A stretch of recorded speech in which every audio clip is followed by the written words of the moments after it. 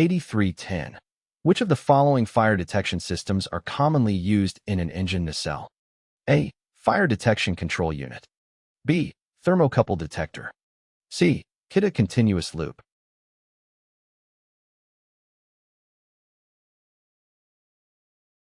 The correct answer is C. Q83 continuous loop fire detection systems are commonly used in engine nacelles for fire detection. Q83 continuous loop systems consist of a loop of heat-sensitive wire or tubing that is installed throughout the nacelle.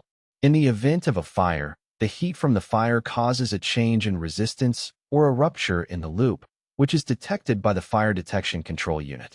This system is designed to quickly and accurately detect fires in the engine nacelle and provide an indication to the pilots or operators. Once a fire is detected, appropriate actions can be taken, such as activating fire suppression systems or initiating emergency procedures. While fire detection control units, option A, and thermocouple detectors, option B, may also be used in some fire detection systems, the Q83 continuous loop system is a commonly used method specifically in engine nacelles. Q8311. What is the function of a fire detection system? A. To discharge the power plant fire extinguishing system at the origin of the fire. B. To activate a warning device in the event of a power plant fire. C. To identify the location of a power plant fire.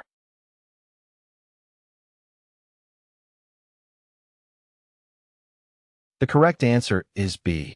The function of a fire detection system is to activate a warning device in the event of a power plant fire.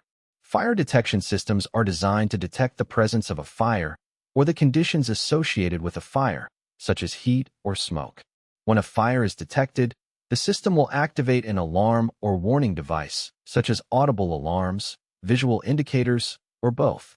The purpose of the warning device is to alert the occupants or operators of the facility or equipment to the presence of a fire so that appropriate actions can be taken, such as evacuation, fire suppression, or initiating emergency procedures.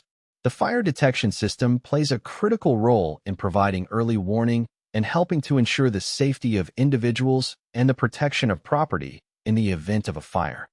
Q8313. How are most aircraft turbine engine fire extinguishing systems activated? A. Electrically discharged cartridges. B. Manual remote discharged cartridges. C. Pushrod assembly.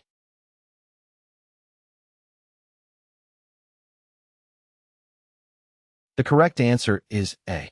Most aircraft turbine engine fire extinguishing systems are activated using electrically discharged cartridges. These cartridges, also known as squibs, contain an explosive charge that is electrically ignited when the fire detection system detects a fire or when the fire extinguishing system is manually activated. The electrical discharge causes the squib to rupture or open, releasing the fire extinguishing agent, such as fire suppressant foam or gas, into the affected area to extinguish the fire. This activation method allows for a quick and efficient deployment of the fire extinguishing agent to suppress the fire and protect the engine and surrounding areas. The electrically discharged cartridges are designed to operate reliably and safely in the challenging environment of an aircraft engine compartment. Q8314. How does carbon dioxide, CO2, extinguish an aircraft engine fire? A. Contact with the air converts the liquid into snow and gas, which smothers the flame. B. By lowering the temperature to a point where combustion will not take place. C. The high-pressure spray lowers the temperature and blows out the fire.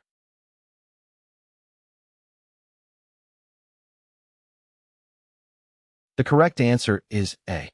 Carbon dioxide, CO2, extinguishes an aircraft engine fire by contact with the air, which converts the liquid CO2 into snow and gas.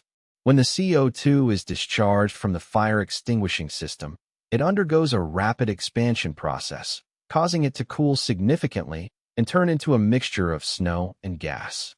This snow and gas combination effectively smothers the flame by displacing oxygen, which is necessary for combustion.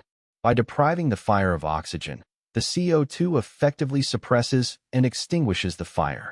This method is particularly suitable for engine fires as it can reach the source of the fire and suffocate it.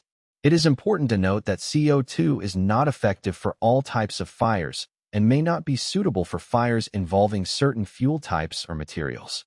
8315. What retains the nitrogen charge and fire extinguishing agent in a high rate of discharge, HRD container? A. Breakable disc and fusible disc. B. Pressure switch and check T valve. C. Pressure gauge and cartridge.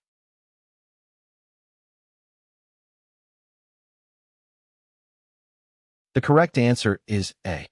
In a high rate of discharge, HRD, container used for fire extinguishing systems, the nitrogen charge and fire extinguishing agent are retained by a combination of a breakable disc and a fusible disc.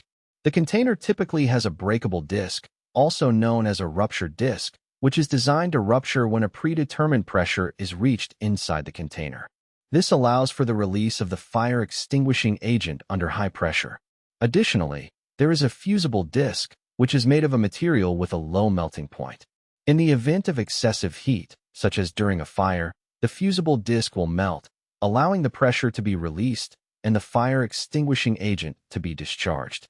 The combination of the breakable disc and the fusible disc ensures that the nitrogen charge and fire extinguishing agent are securely contained within the HRD container until the system is activated in response to a fire or other emergency situation.